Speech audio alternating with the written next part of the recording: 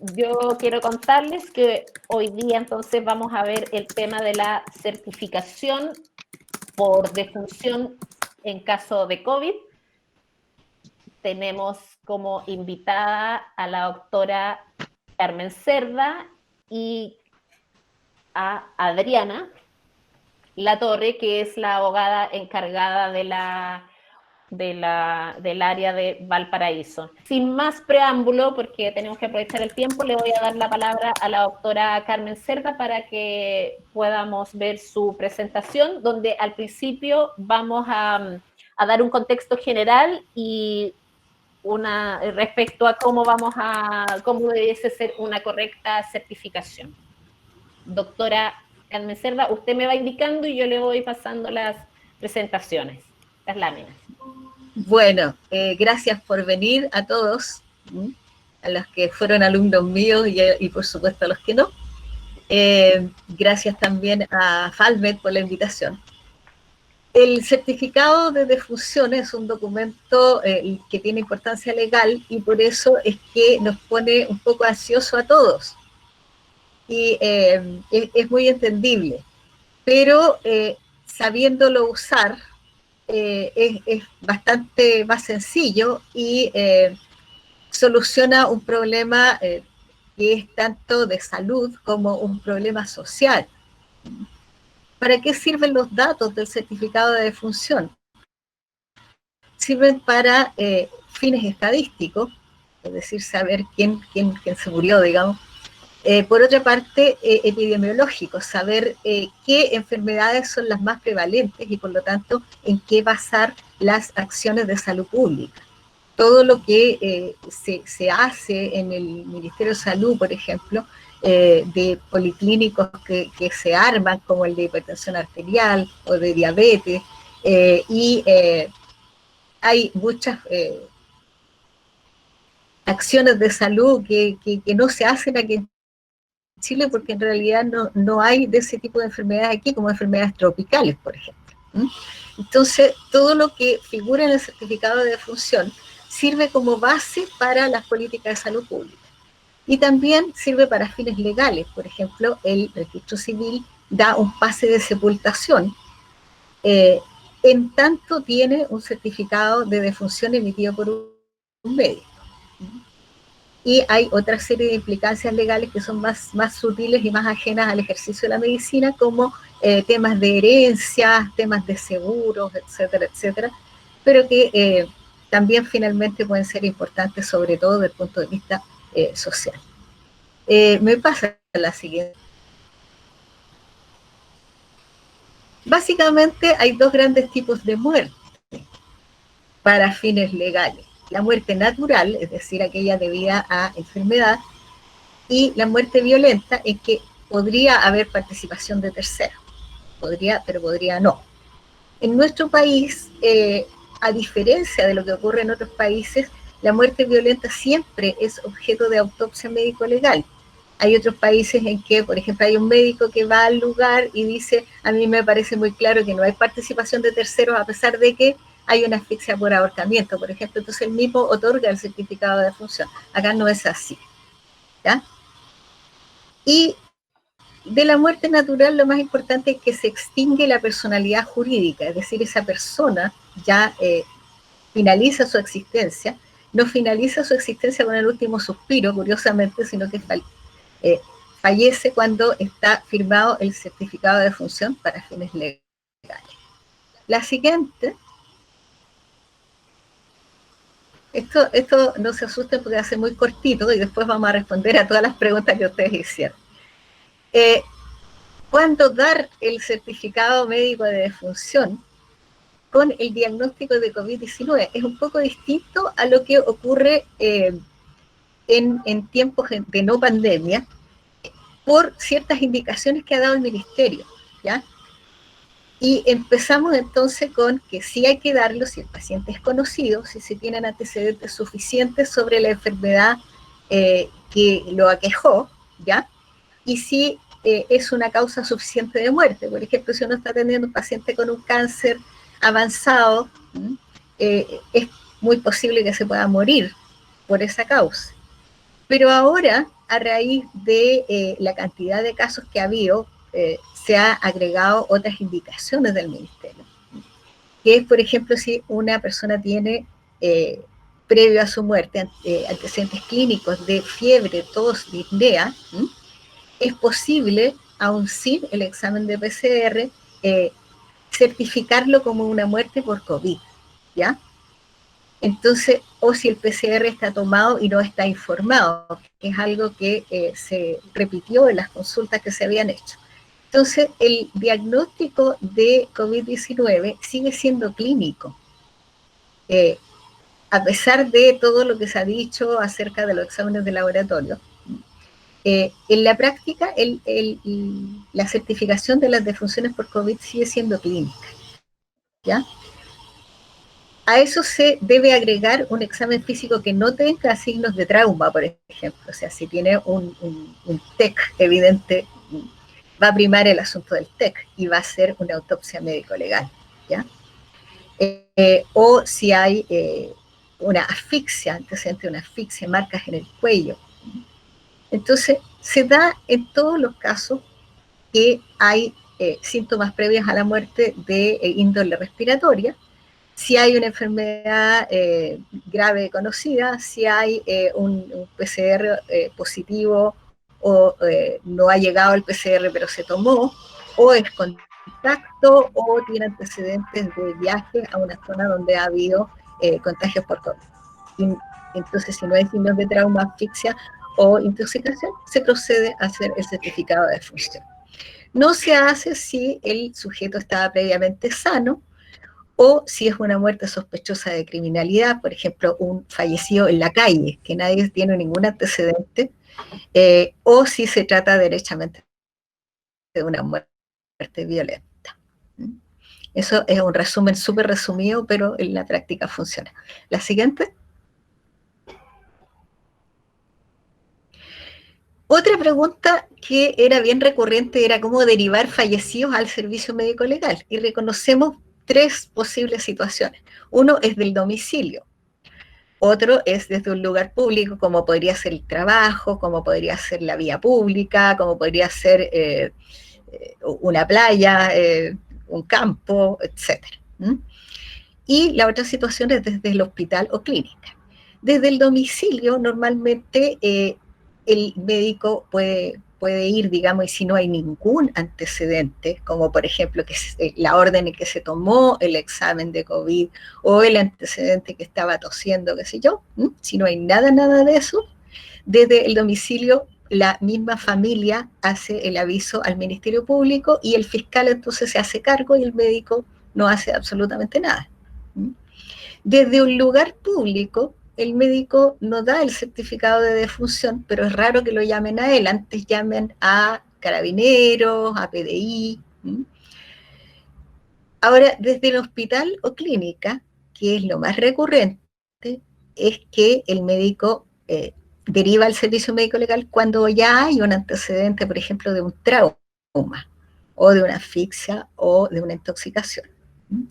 Y ahí entonces, desde los fallecidos en el hospital o clínica, toma importancia un pequeño detalle que escapa generalmente a la atención de los médicos, que es el número de parte. ¿Qué es el número de parte? El número de parte no es sino el número que la fiscalía le asigna al caso, ¿ya? Y basado en ese número de parte, después se derivan fallecidos al ¿Aló? Ministerio. ¿Aló? ¿Se oye? Sí, se escucha, doctora. Ya. Con ese numerito se inicia la causa legal que va a comenzar posteriormente, ¿ya? Entonces, ese número de parte se otorga vía denuncia, que puede hacer el mismo paciente, o puede hacer el carabinero que está en el servicio de urgencia, o puede hacer el médico si es que ninguno de los demás lo ha hecho. Y con ese número de parte, entonces, uno puede llamar al servicio médico legal para que vayan a retirar ese fallecido al hospital. Y se llena además un documento que se llama, que original, formulario para remitir cadáveres al servicio médico legal, donde están los datos del fallecido. Si no están los datos del fallecido, se coloca NN y la información que dispone el médico acerca de qué fue lo que le pasó a este paciente, por qué fue a parar en definitiva al hospital. Entonces, el número parte, si es que está ya, debe anotarse en el dato de atención de urgencia o en la historia clínica para que todos los que atiendan a ese paciente lo tengan presente y si fallece lo ocupen como referencia para dirigir el fallecido al servicio médico legal. ¿Y por qué es tan importante este número de parte? Porque el Servicio Médico Legal es un ente que no pertenece al Ministerio de Salud, sino al Ministerio de Justicia. Entonces ellos, basados en ese numerito, mandan la información a un determinado tribunal. Si no, no tienen cómo mandarla. Es como un salto al vacío, así, ¿no? Entonces, por eso ellos siempre encarecen y no reciben ningún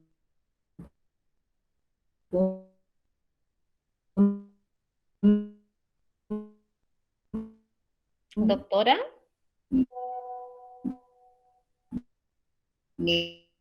ningún Ahí volvió su internet, ¿Aló? doctora, sí. No, sí ¿No, la no me escuchamos, escucha? pero en algún minuto, por lo menos yo, si puede repetir la Ya. última frase. Ya, que el certificado médico de defunción se usa entonces para acreditar la muerte y va a ser un paso importantísimo para que los parientes vayan al registro civil y puedan inscribir la defunción.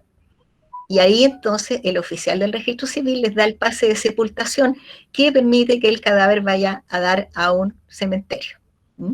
Sin el certificado de defunción no se puede sepultar a nadie. Entonces, esto, el no darlo, contribuye en gran medida al atochamiento de las certificaciones de defunción, las quejas de los familiares, eh, que no se pueda llevar esta sepultación más expedita. Ese y la mayoría de los países tienen un ordenamiento semejante, entonces están las causas determinantes y las causas contribuyentes. Yo quise hacer una diapo para simplificar el tema de los COVID, recordando que actualmente el Ministerio de Salud reconoce como relevante no solamente a los que tienen PCR positivo, sino que a los que tienen síntomas y signos, a los que son contactos o a los que han ido a un área de elevado contagio. ¿Mm? La siguiente. Bueno, ¿Se ve? con respecto a los métodos para llenar el certificado, sí, yo me veo y me veo, ¿ya? O sea, veo Ve la PPT. la diapo y me veo a mí. Sí. Existen diversos métodos para llenar el certificado médico de defunción y aparecen en muchos manuales de la OMS, incluso la DEIS parece que tiene un manual. Y yo quisiera resaltar el tema de los fundamentos de la causa de muerte, porque todos están muy preocupados de la PCR, pero la PCR es una cosa más, porque uno puede certificar la defunción basado en autopsia, pero también basado en biopsia y también en una intervención quirúrgica y también en exámenes de laboratorio, pero también en cuadro clínico. Y también, por cierto, existe la posibilidad de basarse en información de testigos. ¿Ah? El médico sabe hacer interrogatorios más o menos dirigidos hacia las personas que vivían, por ejemplo, con el fallecido, y preguntarle si tenía tos, si tenía disnea, si tuvo cianosis, si dijo que le costaba respirar, etcétera, y puede hacer su certificado de defunción basado en esa información. Lo que no puede es poner, no sé de qué murió, y tampoco puede dejar el reglón, digamos, de causa de muerte vacío, ¿ya? Si no tiene nada, ninguna información que poner ahí, debería recomendar una autopsia médico-legal. La siguiente.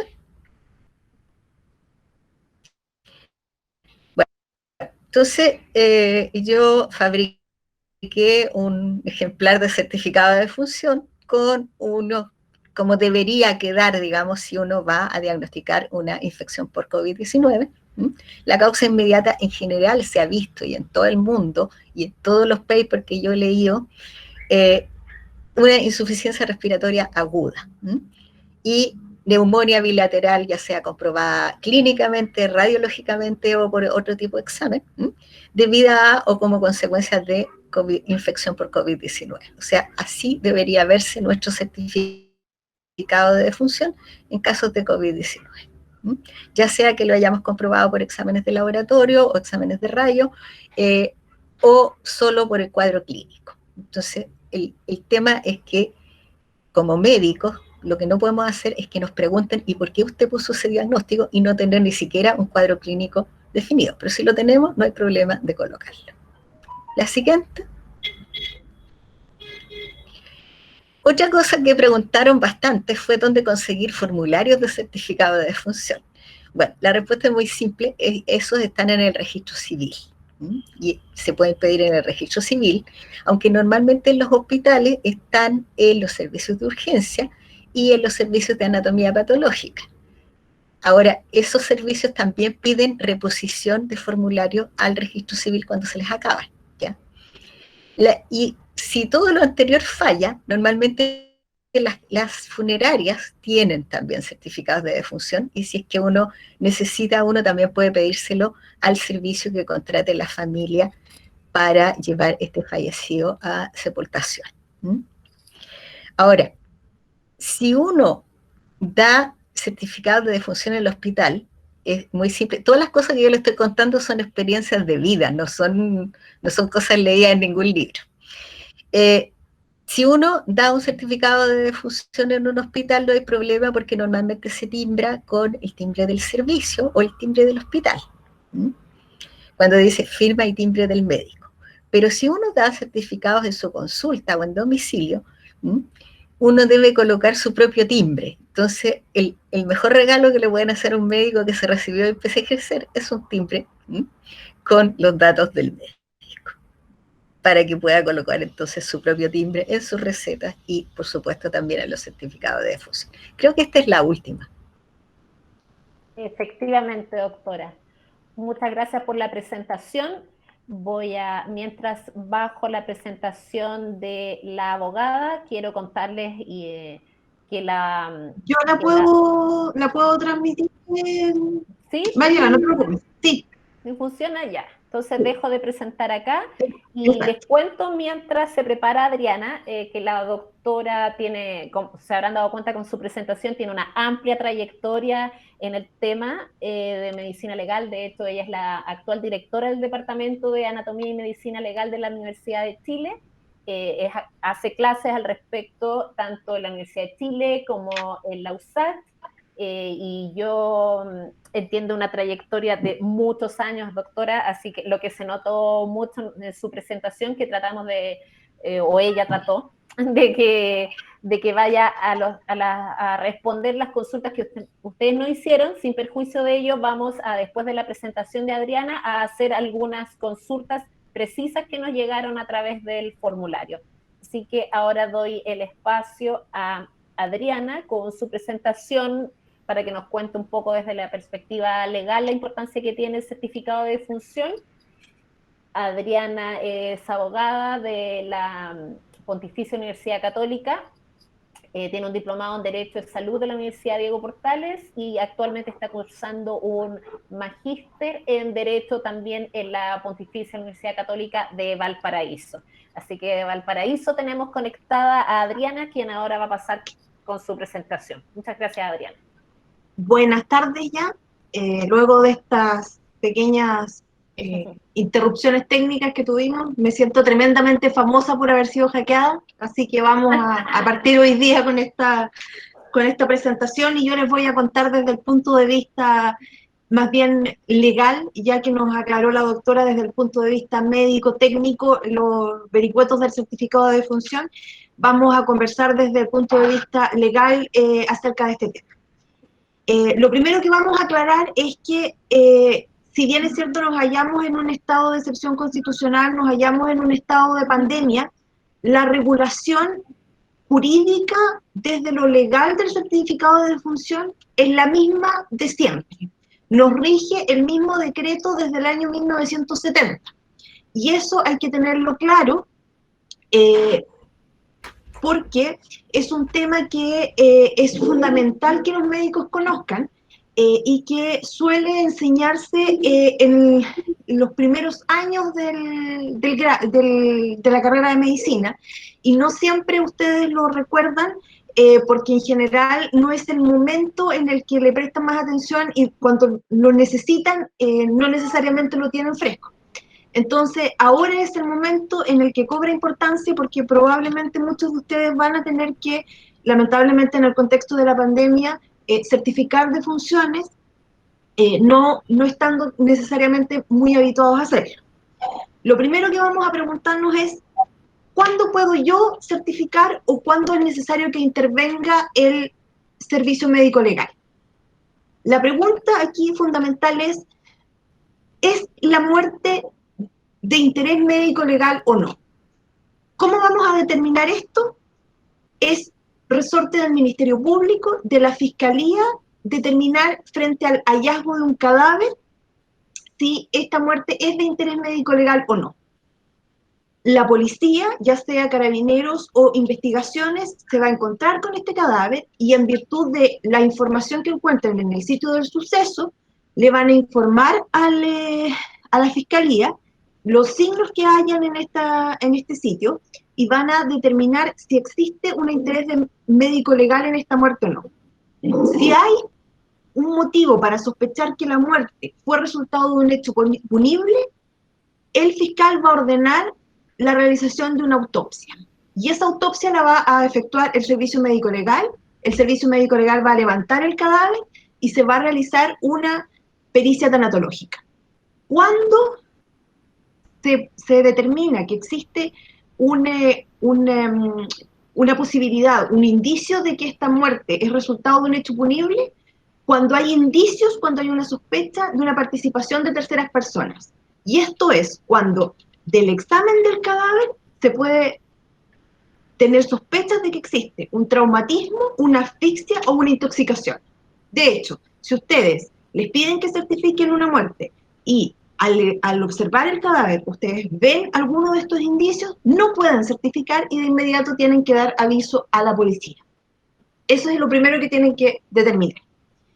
Supongamos que no existe ninguno de estos indicios y van a determinar el realizar la certificación de defunción.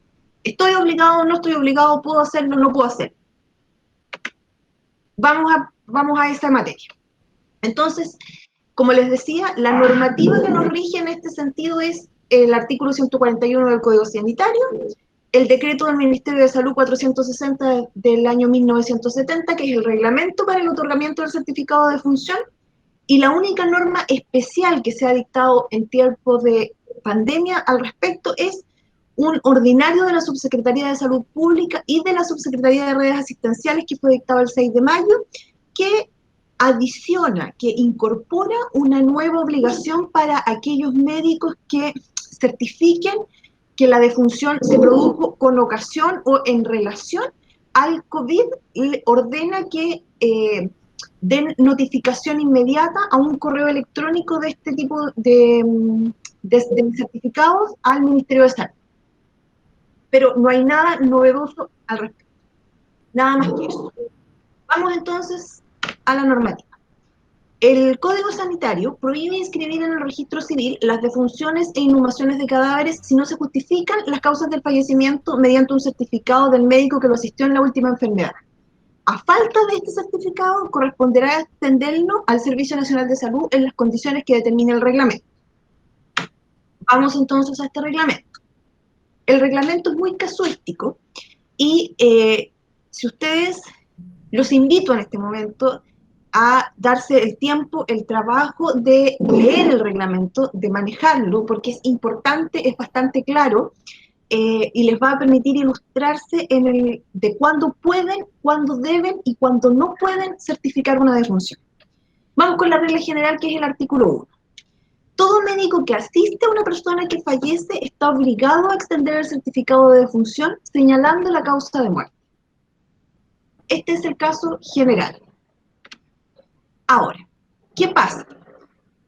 Si un paciente que fue atendido en un servicio médico con motivo de su última enfermedad fallece dentro de las 48 horas siguientes, el certificado de defunción lo va a otorgar el jefe de dicho servicio médico. Esta atención médica puede ser ambulatoria u hospitalaria. Aquí cambia quién va a otorgar el certificado. Ya no necesariamente va a ser el mismo médico que lo atendió, sino el jefe de esa unidad. En ese certificado se va a señalar la causa de muerte, teniendo como antecedente la información clínica de la atención, siempre que no se presumiere fundadamente que ha fallecido por otra causa. Aquí voy a poner un ejemplo burdo. Si encontramos al fallecido en su domicilio y lo encontramos colgado de una cuerda producto de un ahorcamiento, por supuesto que no puede ser que el jefe de la unidad en que se atendió en el CEFAM de su domicilio vaya a certificar la muerte, porque fundadamente se puede presumir que falleció por otra causa. Vamos con la siguiente hipótesis. Si el paciente fallece entre las 48 horas siguientes a la atención en un servicio médico y los 30 días siguientes, es decir, entre las 48 horas y los 30 días, el jefe del servicio médico podrá certificar la defunción y la causa de muerte. Aquí la hipótesis es distinta, ya no es obligatorio, es facultativo, es podrá. Solo si los antecedentes clínicos no se lo permiten, le va a entregar a los deudos un certificado en que se deje constancia de la imposibilidad de otorgar el certificado y de las razones que le impiden hacerlo. Repasemos entonces las tres hipótesis. Estos son los médicos que están obligados a extender un certificado. El del artículo único, que es el artículo primero, perdón, el médico que asiste a una persona que fallece. El del artículo 2, el jefe de servicio, en el caso de un paciente que fallece dentro de las 48 horas siguientes a haberse atendido en una unidad. Y en el caso del artículo 3, aquel que fallece entre las 48 horas y dentro de los 30 días siguientes a haberse atendido, puede certificar el fallecimiento, y de no poder hacerlo, debe certificar el hecho de la negativa de hacerlo.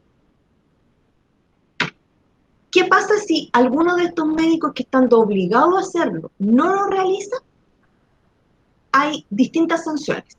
En primer lugar, si se trata de un funcionario público, va a tener que responder a las sanciones administrativas como tal, como funcionario público. De acuerdo al estatuto administrativo, básicamente se le va a abrir un sumario. Y aparte, la ley del registro civil contempla que los médicos que están obligados a efectuar la certificación de defunción se negaren a dar gratuitamente el certificado, van a sufrir una pena de una multa.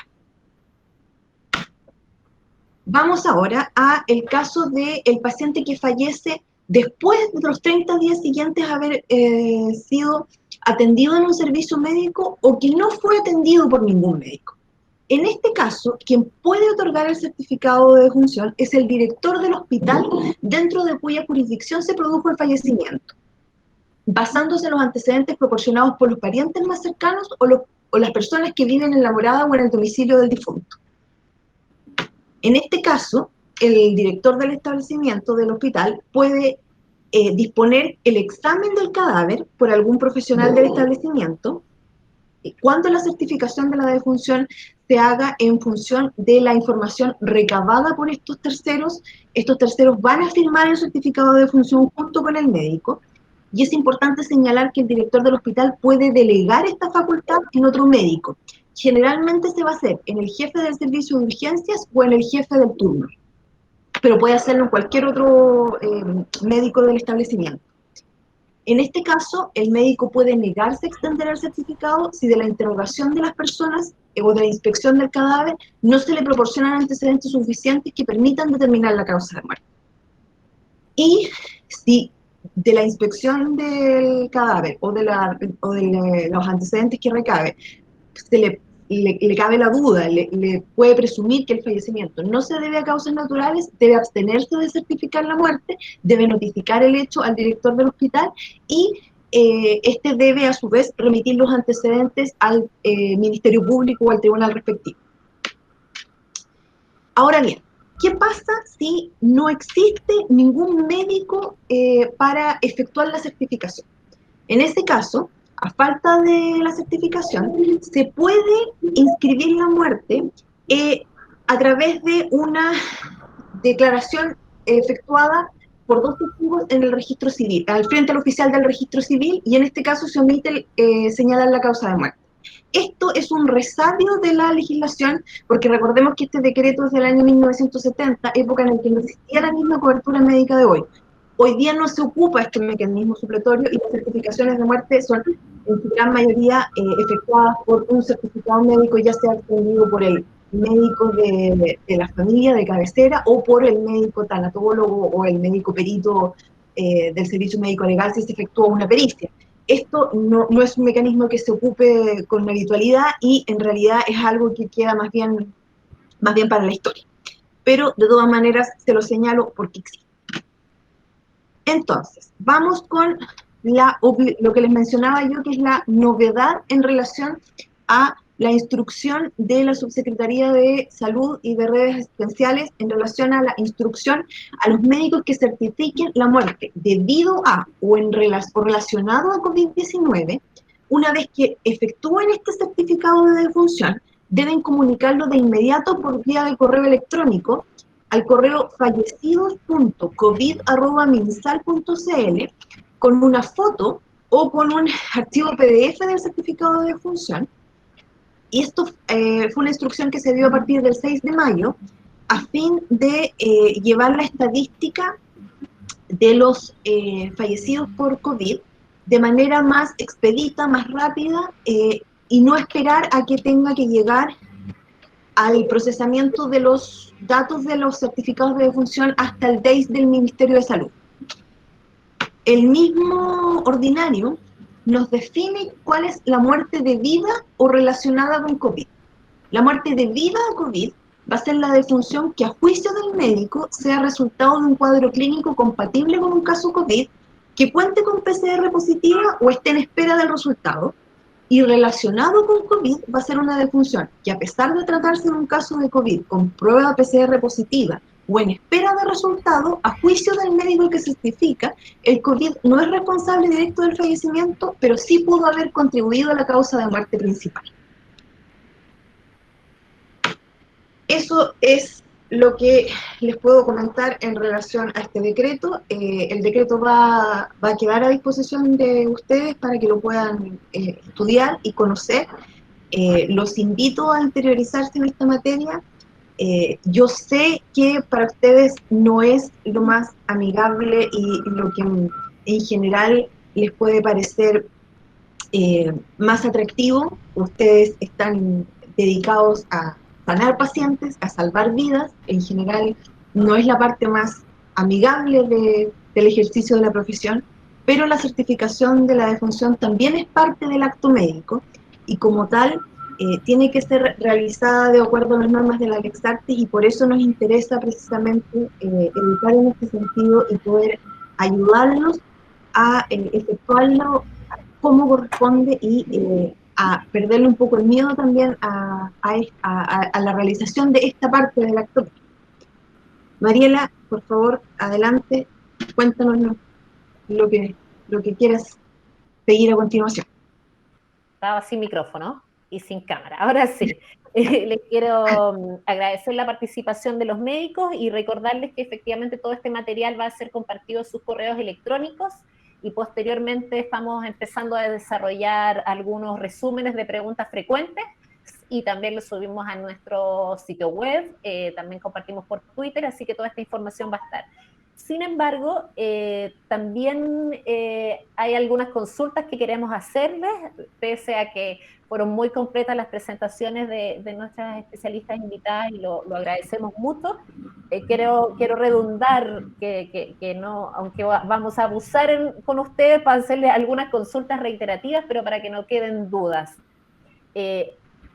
Las dividimos en tres grandes áreas y al final un espacio para revisar algunos casos. Voy a tratar de ser lo más concisa posible para aprovechar el tiempo que nos va quedando hasta las 11:30. Algunas de las consultas que nos hicieron llegar a Adriana tienen que ver cuáles son las implicancias de firmar un documento sin haber sido el tratante. Y de inmediato te hago la segunda pregunta para avanzar. ¿Qué pasa con médicos extranjeros no revalidados? ¿Pueden firmar certificados? A ver, como les explicaba, no necesariamente el tratante es el que debe o puede certificar la defunción. Como lo señala el decreto, puede hacerlo otro médico. De hecho, cuando son médicos pertenecientes a la red de salud, hay algunos que están obligados a hacerlo. Desde ese punto de vista, lo que está haciendo el médico no tratante es certificar la muerte de una persona. No, él actúa como un ministro de fe. Esas son las implicancias médico-legales de lo que está certificando. Está dando fe de un hecho. Es su juicio clínico lo que está acreditando en este momento, digamos.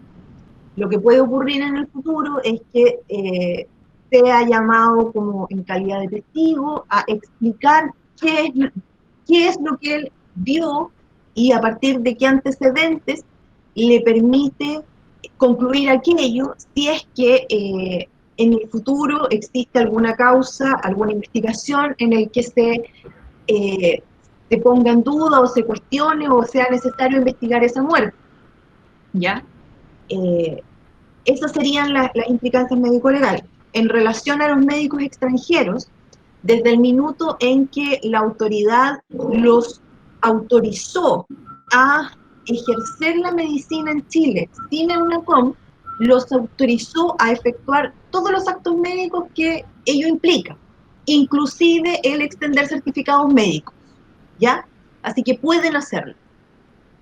No, lo que les contaba era que pasemos entonces de lleno a la certificación, a cómo certificar cuando hay una duda si el paciente tenía o no tenía COVID, y el médico tiene esa preocupación, primero porque no hay una PCR positiva, si la puede hacer anterior o posterior, y dónde tiene que poner el dato, porque con todos estos anuncios que a veces se hacen desde el MinSal sobre las estadísticas, quizás se han generado ciertas dudas, doctora, de dónde se debe colocar los antecedentes para que pasen a las estadísticas que efectivamente, aunque no esté comprobado o no se cuente con un certificado, perdón, con un test positivo de COVID, es importante consignarlo.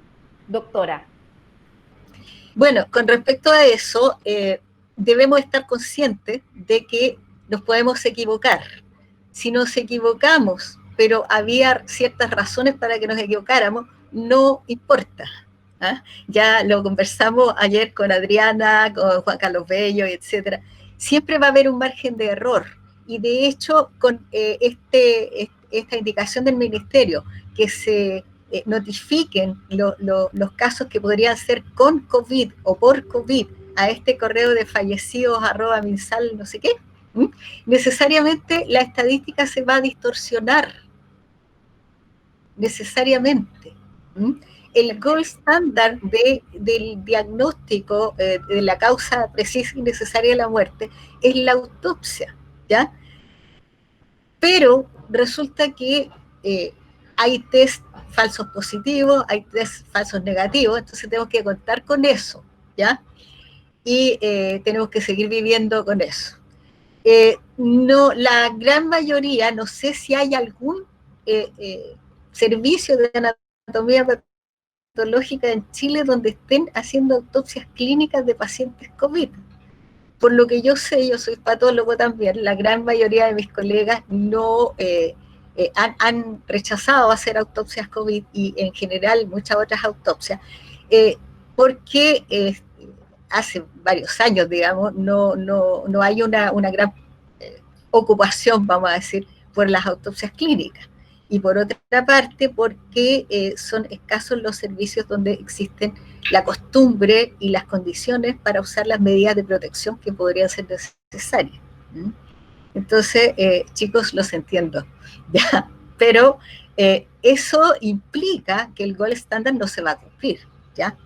Ahora, las expectativas de la Organización Mundial de la Salud son bastante más bajas de lo que nosotros podríamos creer, pues existen hasta las encuestas a los vecinos para poder saber las causas de muerte de una determinada población. Existe un estándar mucho más bajo que lo que es la certificación puramente médica. Lo estamos haciendo mejor de lo que pensábamos, ¿ya? Entonces, si el cuadro clínico a ustedes les indica que fue otra la causa de muerte y además tiene un PCR positivo o además tiene una sintomatología respiratoria, hablemos por ejemplo de un cáncer de colon, ¿ya? Un cáncer de colon terminal que no va a tener originalmente ninguna cosa respiratoria, ¿ya? Pero además tiene algo respiratorio, ¿m?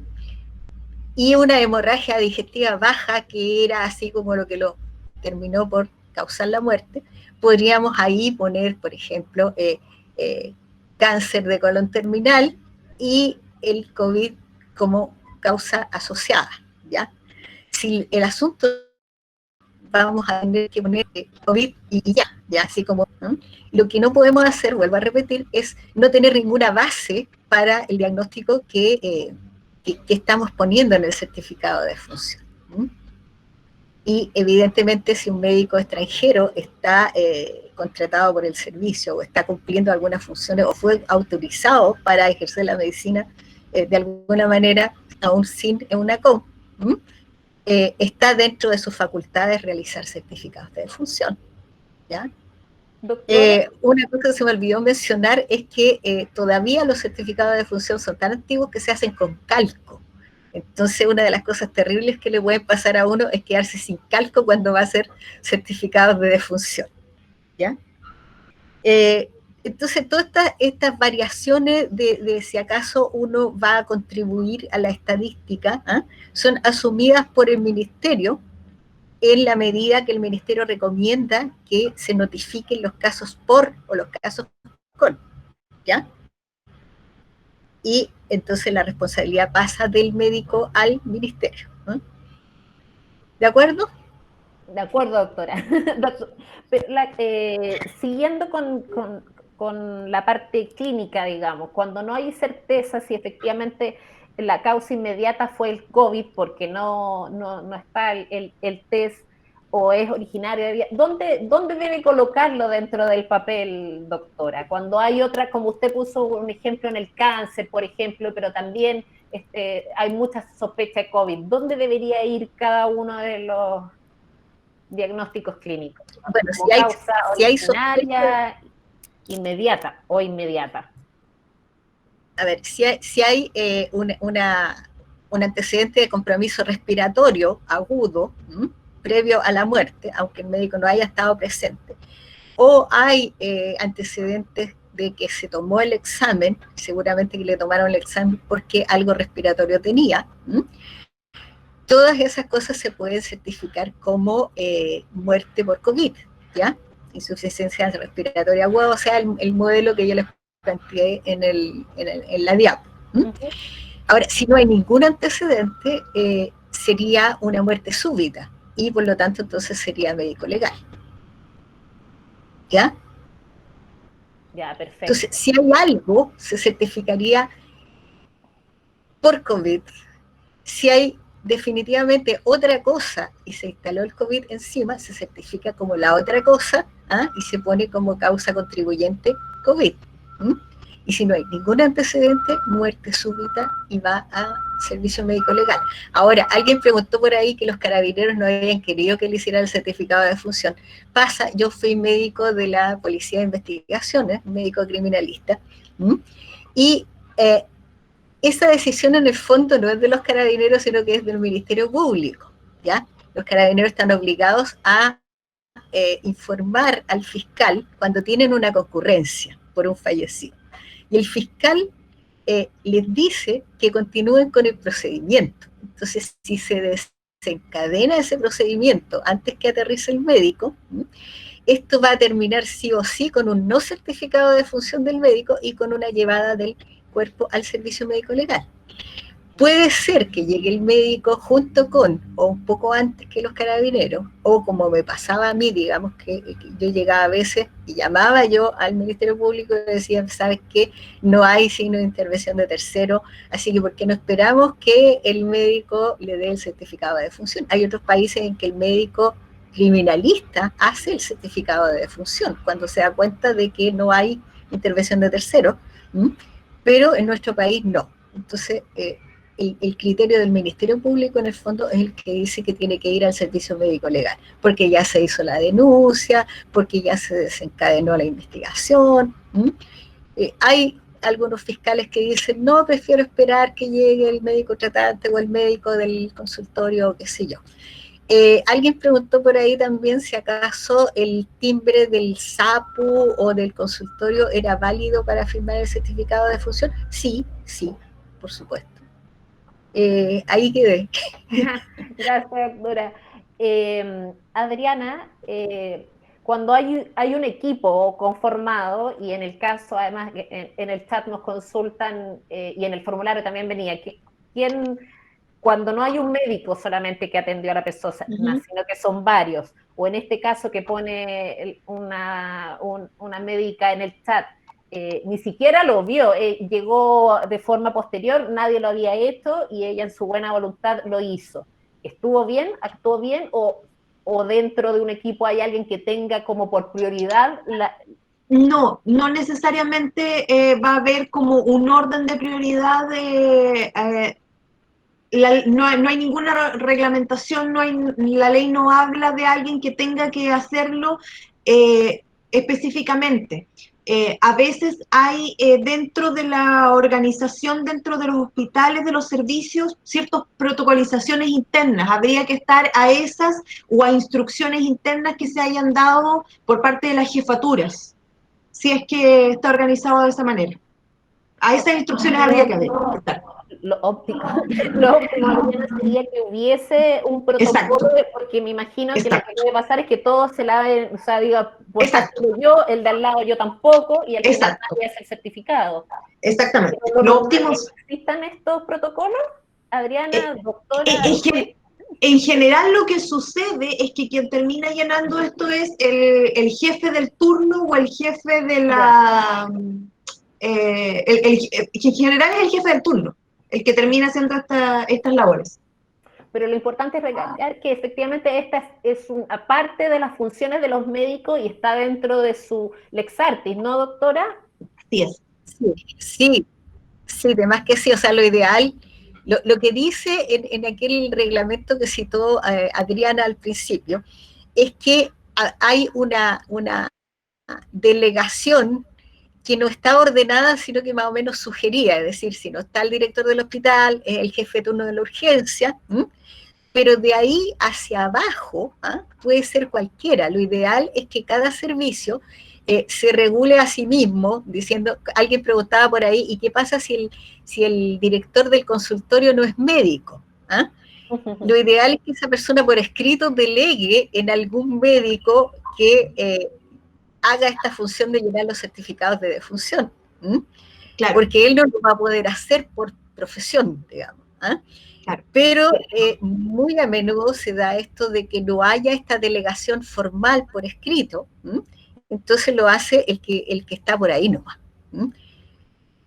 Ahora no se le podría reprochar en ese caso, porque igual tendría ciertos antecedentes para fundamentar su certificación, como puede ser la historia clínica del paciente,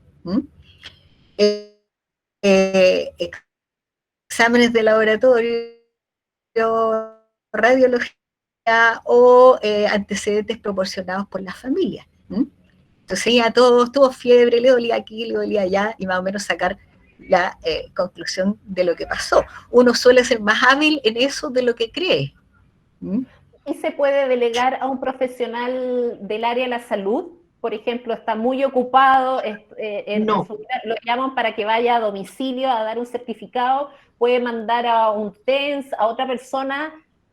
No, esto es, la certificación de defunción es parte del acto médico y como tal no es delegable a otros profesionales de la salud.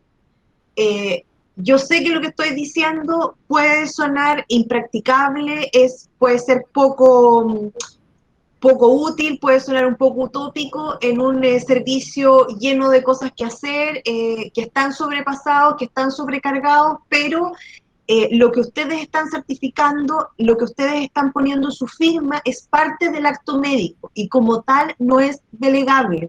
Ojo con eso.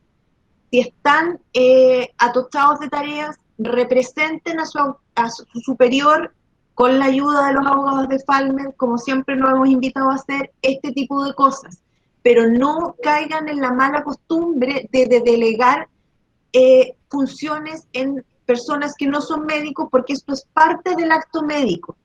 Y en el futuro, si ustedes tienen que dar cuenta de lo que hicieron, no es justificable decir yo mandé un TENS, yo tenía demasiadas cosas que hacer, no pude hacerlo yo. Ojo con eso. Esto es parte del acto médico y como tal tiene que hacerse de acuerdo al examen. ¿Ya? Perfecto, súper clarito. Doctora, tengo una consulta que es bien como de caso. Caso de PCR negativa, pero con clínica de COVID, aquí tengo la duda que se refiere, con o sin epidemiología. ¿Se puede poner esta causa como causa de muerte? Bueno, si está la clínica, sí. Una cosa que hemos hecho hincapié y que lo hemos discutido, anoche teníamos una discusión con otras personas que eran del colegio médico, es que igual la clínica es lo más importante, sigue siendo lo más importante. Entonces, el examen que no ha salido el resultado o el examen que es negativo podría ser hasta un falso negativo. Entonces, no alucinemos con el examen solamente, ni hagamos depender todo del examen. El examen podría tener un gran valor si es que no hay ninguna clínica de, ¿ya? Pero es como bastante raro y excepcional que alguien haga todo el proceso de la enfermedad COVID y no tenga ningún síntoma respiratorio. Lo habitual en todo el mundo, todos los papers que han salido, todo lo que me han mandado mis colegas que sí hacen autopsia, los italianos, los norteamericanos, los tailandeses, ¿no? Siempre hay un gran compromiso respiratorio, ¿ya? Y lo que sí han encontrado es que puede haber compromiso de otros órganos además, ¿ya? La otra cosa que han encontrado es que la gran mayoría de las personas que fallecen, no la gran mayoría de las personas que tienen COVID positivo, sino que los que llegan a fallecer son personas bastante mayores y personas que tienen 2, 3 y 4 comorbilidades, que se encuentran, por supuesto, en la autopsia. O sea, les vuelvo a decir, la autopsia es el gold standard, ¿ya? Pero no hay muchos lugares donde se pueda hacer. Yo entiendo que en la mayoría de los servicios de anatomía patológica no se dan las condiciones. Comprendo a mis colegas que no se niegan, digamos, a hacer una autopsia porque, entre otras cosas, no se sabe cuánto permanece el virus en los tejidos del fallecido. Entonces, si no tienes cómo protegerte, si no estás acostumbrado a trabajar con elementos de protección personal, que a veces se te empañan las gafas y qué sé yo, es bien molesto, yo lo he hecho, digamos. Pero si no lo vas a hacer, te vas a tener que conformar con exámenes de laboratorio, que no solo hacen el PCR, sino que además la radiología, que según dicen los radiólogos, yo no soy radiólogo, que es una imágenes en vidrio esmerilado en ambos campos pulmonares. Entonces eso ya es un argumento como para fundamentar este diagnóstico. ¿Qué es lo recomendable en caso de que esté la duda y no se haya enviado a hacer una PCR? ¿Es mejor que el médico la pida, la mande a hacer por tranquilidad del trato del cuerpo que se le va a dar posteriormente a la familia, o actúa como que si fuera, o coloca, no sé, en observación, en duda? ¿Qué hace ahí el médico cuando no hay PCR, no se ha mandado a hacer, pero efectivamente la familia que lo estuvo acompañando tiene todas las consideraciones de que podría hacer y le preocupa cómo tratar el cuerpo? Bueno, en general mis colegas piensan que cuando uno fallece ya no se le puede tomar ningún examen y pasa a ser algo completamente distinto, digamos, a un paciente vivo, y la verdad es que no es así. Se puede tomar una PCR y si hay dificultades para tomarla vía bucal, se toma vía nasal y se puede mandar a hacer. Ahora, lo que yo le recomiendo al personal que trabaja en los servicios de anatomía patológica y en las funerarias es protegerse como si fuera COVID positivo, porque desgraciadamente no sabemos cuánto tiempo dura el virus en los tejidos, en la superficie del cuerpo, por ejemplo. Y un médico pregunta si se puede colocar en observación de COVID, si es válido ese término. Doctora, después abogada. Como en observación PCR. Claro, porque está tomado el PCR, pero todavía no hay respuesta, entonces él no quiere poner que esta es la causa, sino que si existe la etiología observación de COVID-19.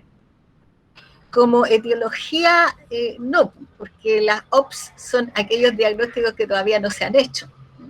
Entonces, volvemos al tema de que si tiene clínica de respiratoria, digamos, o sea, lo que se ha definido como un caso positivo es aquel caso que tiene fiebre, que tiene dificultad para respirar, que tiene compromiso de tos. Ese es un cuadro que se define, y no solamente aquí, sino que en todos lados, como un COVID positivo, y antes se esperaba la PCR, pero ahora la recomendación del ministerio es que con o sin PCR lo que manda es la clínica. Entonces, se le puede poner como causa contribuyente o se le puede no poner nada y esperar que llegue el resultado del examen. Ahora, alguien preguntaba por ahí si el certificado se puede enmendar. Sí. Entonces, yo preguntaría si se puede enmendar, que es una cosa, o se puede rectificar, que es otra cosa, ¿ya? Enmendar significa rayar encima de una cosa que uno ya puso, y eso no se puede hacer. Si uno cometió una equivocación, definitivamente hay que tomar otro ejemplar del certificado de defunción y el otro romperlo y todo de nuevo, ¿ya? Okay. A veces uno no solamente se equivoca en el diagnóstico, sino que, por ejemplo, en la edad o en el orden de los nombres. Por eso es muy importante tener el carnet o un certificado de nacimiento para hacer el certificado de defunción. Lo que sí se puede es rectificar la causa de muerte en un certificado que ya se presentó al registro civil y que ya el fallecido fue inscrito, pero eso requiere un trámite judicial. Perfecto, doctora. Una consulta para ir ya... Disculpa, Mariela. Disculpa, te había dado la palabra, Adriana. Sí. Esto es súper doméstico, pero es más importante de lo que parece, por eso quiero hacer énfasis. Y se van a ahorrar tiempo si se toman el minuto, la molestia de hacer bien el certificado a la primera. Tengan cuidado al llenarlo, con cada uno de los números, con cada uno de las letras que pongan, porque los oficiales del registro civil son especialmente quisquillosos. Si hay una enmendadura, si hay un borrón, si hay algo que no se distingue, no lo inscriben y van a tener al familiar del paciente de vuelta solicitando un nuevo certificado. Y ustedes van a tener que hacerlo de nuevo, y ese familiar que está en un momento especialmente doloroso va a tener que hacer un trámite extra. Por lo tanto, es súper importante hacerlo con cuidado. A más de alguno de ustedes le habrá pasado que por una cosa súper doméstica, súper pedestre, han tenido que hacerlo de nuevo porque es un trámite bien complejo. Y tal como decía la doctora, no se admite ninguna enmendadura. Ante cualquier equivocación tienen que volver a hacer. Y claro, el tema es, lo que se corrige son las partidas de la inscripción en el registro civil mediante un procedimiento judicial que es más o menos engorroso y que no suele ser muy, muy habitual tampoco. ¿Ya? Así que ojo con eso. Evitémoslo, digamos. Evitémoslo, exacto. Gracias, Adriana. Y aprovecho entonces la pregunta, justamente porque ya estamos por terminar, y se la hago a las dos. ¿Cuáles son las principales recomendaciones que ustedes harían para evitar los errores de los certificados, especialmente en el contexto de esta pandemia? Adriana, ¿quieres comenzar, por favor? Errores frecuentes que se observan, ¿qué tipo de cosas pueden pueden evitar justamente los médicos para no tener que enmendar estos documentos? A ver, el certificado de defunción es un instrumento sumamente importante desde el punto de vista de la construcción de las políticas públicas en salud. Tiene una importancia vital porque es el instrumento en virtud del cual se construyen las políticas públicas. Entonces, para los salubristas es de suma importancia porque es el insumo en virtud del cual les permite en adelante determinar en qué se gasta y en qué no para construir las políticas de salud. Entonces, tengan eso en cuenta también cuando ustedes lo están llenando y dense el minuto de hacerlo. En este momento de la pandemia, desde luego que eso es sumamente importante porque va a ser un dato de relevancia en cuántas personas están efectivamente contagiadas con ocasión o tienen como estado concomitante el COVID. Eso desde lo macro. Desde lo particular, llénenlo con cuidado, sean rigurosos, piensen que es parte del acto médico también, y como tal, como siempre los invitamos, actúen conforme a la Lex Artis, piensen que esto es un acto indelegable, puede parecer un acto meramente rutinario y es llenar un papel, pero no es así, es piénsenlo como el último, el acto final dentro de la atención del paciente, pero no por ello menos importante. Puede sonar a una cuestión meramente rutinaria, pero tiene una vital importancia por las razones que hemos expuesto, por lo que nos ha contado la doctora, y por tanto los invitamos y les pedimos hacerlo con la rigurosidad. Sabemos que es que les estamos pidiendo bastante en este momento en que ya están sobrecargados, en que es un momento complejo de por sí, en que todos los servicios están complicados, por supuesto, pero si se los pedimos es porque claramente sabemos que confiamos en ustedes y que sabemos que son capaces de esto, así que los invitamos desde luego a actuar conforme a la Lex Artis y para cualquier duda que que les haya quedado, estamos más que dispuestos a resolverla en cuanto nos sea posible. Eso. Adriana, muchas gracias. Cierro con una consultita que entró en el chat. Sí, dígame. Y a propósito de enmendar, si sale justamente el PCR no estaba confirmado y posterior a que ya el médico emitió el certificado, o al revés, creía que era positivo, le había dado cuenta que era positivo, pero el PCR después confirma que era negativo. ¿Tiene que hacer el certificado de nuevo o no, doctora? Porque ya había una clínica. Adriana, ¿tiene que rectificar? ¿No? No. Ya, ahí le respondimos a la doctora. Y doctora Carmen Cerda, bueno, la misma pregunta, hay consultas que dicen, y uno sabe que en general parece que el rellenado más fácil o lo que se da más es que se coloque que es un paro cardiorrespiratorio. ¿Cuáles prevenciones daría usted, doctora, a los médicos asistentes para que, por favor, atendiendo de que no es una tarea ingrata la certificación, pero por la relevancia que se tiene, cómo hacerla bien, cierta preocupación, digamos, de equivocarse, entonces, con su experiencia, algunos tips, alguna recomendación donde haya que tener especial atención? Bueno, todos los que han sido alumnos míos recordarán que yo despotrico siempre contra el paro cardiorrespiratorio, porque todos nos morimos en paro cardiorrespiratorio, pero no de paro cardiorrespiratorio. Entonces, para todos los fines de salud pública, para los fines epidemiológicos, para todo tipo de fines, lo interesante es saber cómo llegamos a ese estado.